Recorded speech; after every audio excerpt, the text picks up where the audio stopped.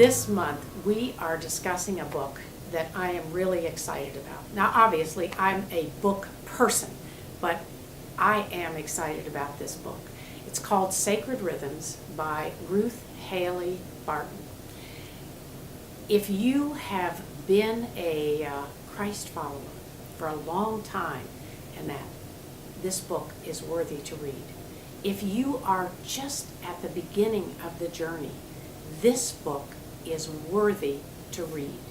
And so really come and join this dialogue about a way of being, a way of creating a rhythm in life that opens you up to the transforming love of God. And one of the ways that Ruth begins, I just want to share this, is spiritual transformation is all about choosing a way of life that opens us up to the presence of God in the places of our being where our truest desires and deepest longings stir. And the reason we're afraid to go there is we're afraid we'll be disappointed. Actually, what we do is we take God off the hook. And we know we can't get there, and we think God is like we are, and we don't dip in to the place of actually companioning with Christ himself through the practice of spiritual disciplines. And Ruth begins her book with desire, and she says this movement from desire to discipline is important. What shapes our actions is basically what shapes our desires.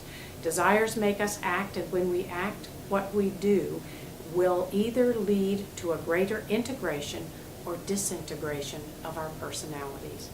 And so in this book, she talks about desire, and a part of that comes through the practice of silence and solitude. And then prayer, which is how do I grow in a relationship of back and forth with God. And then an invitation into Scripture and allowing Scripture to read your life, which is a little different than Bible study. And then moving into flesh and blood,